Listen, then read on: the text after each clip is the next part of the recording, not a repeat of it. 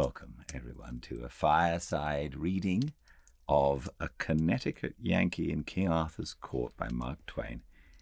This is Chapter 3, Knights of the Round Table. Mainly, the Round Table talk was monologues, narrative accounts of the adventures in which these prisoners were captured and their friends and backers killed and stripped of their steeds and armor. As a general thing, as far as I could make out, these murderous adventures were not forays undertaken to avenge injuries, nor to settle old disputes or sudden fallings out. No, as a rule, they were simply duels between strangers, duels between people who had never even been introduced to each other, and between whom existed no cause of offense whatsoever.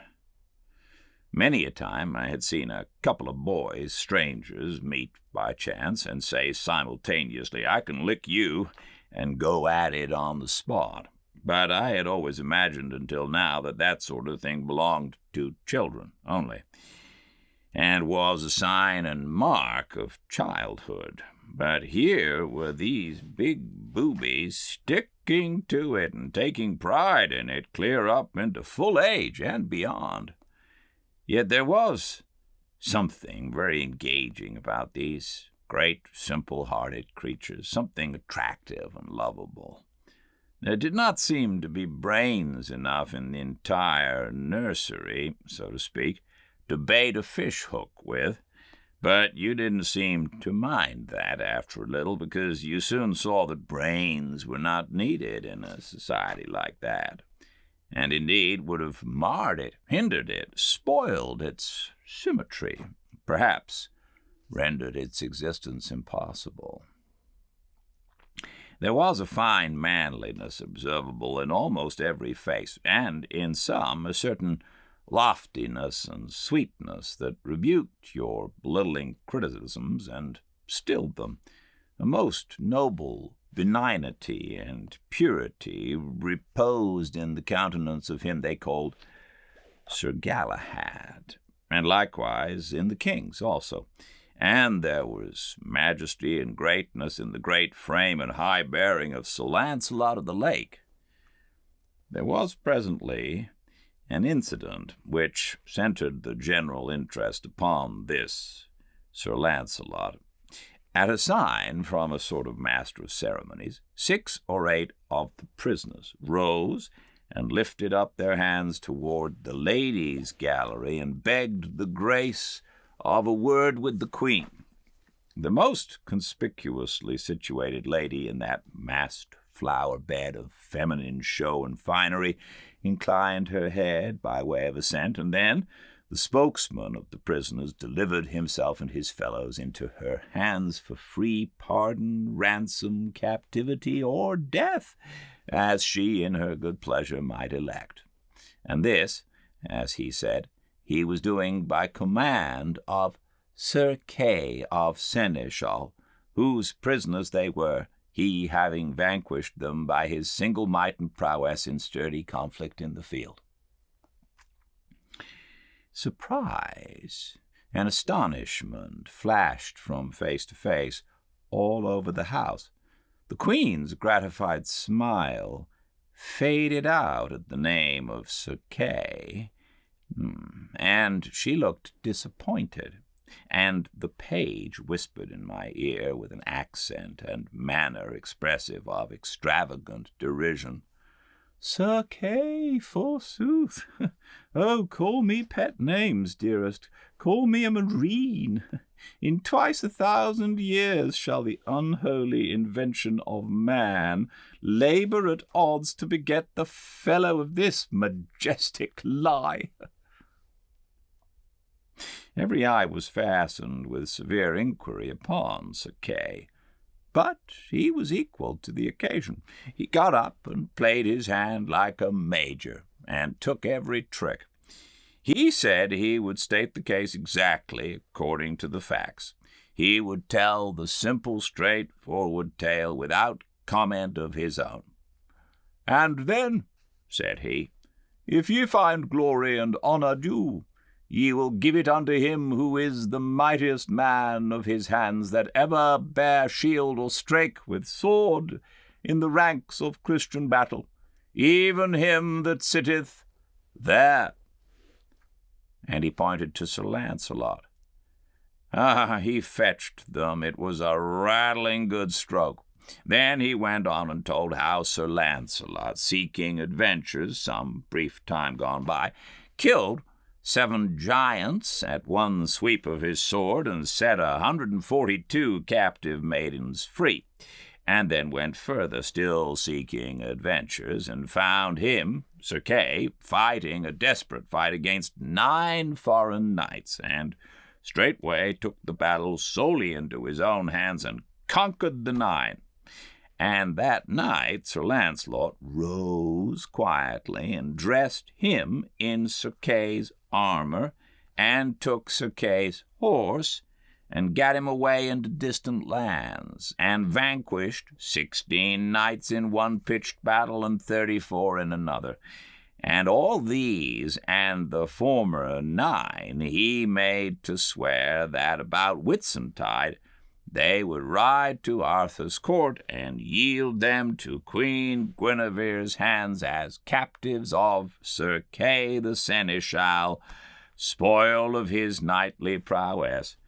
And now here were these 6, and the rest would be along as soon as they might be healed of their desperate wounds. Well, it was touching to see the Queen blush and smile, and look embarrassed and happy, and fling furtive glances at Sir Launcelot that would have got him shot in Arkansas to a dead certainty. Everybody praised the valor and magnanimity of Sir Launcelot, and as for me, I was perfectly amazed that one man, all by himself, should have been able to beat down and capture such battalions of practiced fighters. I said as much to Clarence, but this mocking featherhead only said, "And Sir Kay had had time to get another skin of sour wine into him, yet had seen the account doubled." I looked at the boy in sorrow, and as I looked, I saw the cloud of a deep despondency settle upon his countenance. I followed the direction of his eye, and saw that a very old and white-bearded man, clothed in a flowing black gown, had risen, and was standing at the table upon unsteady legs, and feebly swaying his ancient head and surveying the company with his watery and wandering eye. The same suffering look that was in the page's face was observable in all the faces around, the look of dumb creatures who know that they must endure and make no moan. "Marry, we shall have it again," sighed the boy. "That same old weary tale that he hath told 1,000 times in the same words, and that he will tell till he dieth every time he'th gotten his barrel full and feeleth his exaggeration mill a-working. Would God I had died, or I saw this day." "Who is it?" "Merlin, the mighty liar and magician. Perdition singe him for the weariness he worketh with his one tale. But that men fear him for that he hath the storms and lightnings and all the devils that be in hell at his beck and call, they would have dug his entrails out these many years ago to get at that tale and squelch it. He telleth it always in the third person, making believe he is too modest to glorify himself. Maledictions light upon him, misfortune be his dole. Good friend, prithee, call me for evensong." The boy nestled himself upon my shoulder and pretended to go to sleep. The old man began his tale, and presently the lad really was asleep in reality. So also were the dogs and the court, the lackeys and the files of men-at-arms. The droning voice droned on. A soft snoring arose on all sides and supported it like a deep and subdued accompaniment of wind instruments. Some heads were bowed upon folded arms. Some lay back with open mouths that issued unconscious music. The flies buzzed and bit, unmolested. The rats swarmed softly out from 100 holes and pattered about and made themselves at home everywhere. And one of them sat up like a squirrel on the king's head, and held a bit of cheese in its hands and nibbled it and dribbled the crumbs into the king's face with naive and impudent irreverence. It was a tranquil scene and restful to the weary eye and the jaded spirit. This was the old man's tale. He said, "Right so the king and Merlin departed, and went until an hermit that was a good man and a great leech. So the hermit searched all his wounds and gave him good salves. So the king was there 3 days, and then were his wounds well amended, that he might ride and go, and so departed. And as they rode, Arthur said, I have no sword, no force." Footnote from M.T. No matter. Said Merlin, "Hereby is a sword that shall be yours, and I may." So they rode till they came to a lake, which was of fair water and broad, and in the midst of the lake Arthur was ware of an arm, clothed in white samite, that held a fair sword in that hand. "Lo," said Merlin, "yonder is that sword that I spake of." With that they saw a damsel going upon the lake. "What damsel is that?" said Arthur. "That is the lady of the lake," said Merlin, "and with that lake, within it, is a rock, and therein is as fair a place as any on earth, and richly beseen, and this damsel will come to you anon, and then speak ye fair to her that she will give you that sword." Anon withal came the damsel unto Arthur, and saluted him, and he her again. "Damsel," said Arthur, "what sword is that yonder the arm holdeth above the water? I would it were mine, for I have no sword." "Sir Arthur King," said the damsel, "that sword is mine, and if ye will give me a gift when I ask it of you, ye shall have it." "By my faith," said Arthur, "I will give you what gift you will ask." "Well," said the damsel, "go ye into yonder barge, and row yourself to the sword, and take it and the scabbard with you, and I will ask my gift when I see time." So Sir Arthur and Merlin alight, and tied their horses to 2 trees, and so they went into the ship, and when they came to the sword that the hand held, Sir Arthur took it up by the handles, and took it with him. And the arm and the hand went under the water. And so they came unto the land, and rode forth. And then Sir Arthur saw a rich pavilion. "What signifieth yonder pavilion?" "It is the knight's pavilion," said Merlin, "that ye fought with last Sir Pellinore. But he is out. He is not there.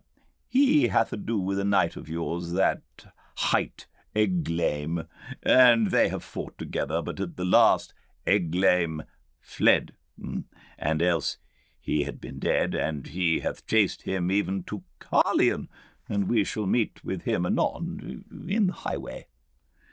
"That is well said," said Arthur. "Now have I a sword, now will I wage battle with him." "Ye shall not so," said Merlin, "for the knight is weary of fighting and chasing, so that ye shall have no worship to have ado with him. Also he will not lightly be matched of one knight living, and therefore it is my counsel, let him pass, for he shall do you good service in short time, and his sons after his days. Also ye shall see that day in short space. Ye shall be right glad to give him your sister to wed." "When I see him, I will do as ye advise me," said Arthur. Then Sir Arthur looked on the sword, and liked it passing well. Whether liketh you better, said Merlin, the sword or the scabbard? Me liketh better the sword, said Arthur. Ye are more unwise, said Merlin, for the scabbard is worth 10 of the sword. For while ye have the scabbard upon ye, ye shall never lose no blood, be ye never so sore wounded. Therefore keep well the scabbard always with you. So they rode into Carlion, and by the way they met with Sir Pellinore, but Merlin had done such a craft that Pellinore saw not Arthur, and he passed by without any words. I marvel, said Arthur, that the knight would not speak. Sir, said Merlin, he saw you not, for, and he had seen you, ye had not lightly departed. So they came unto Carlion, whereof his knights were passing glad. And when they heard of his adventures, they marvelled that he would jeopard his person so alone. But all men of worship said it was merry to be under such a chieftain that would put his person in adventure, as other poor knights did.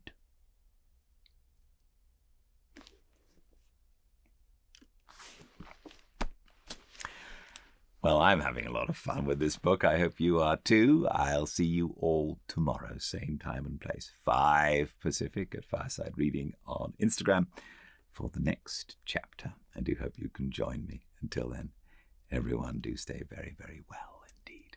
Goodbye.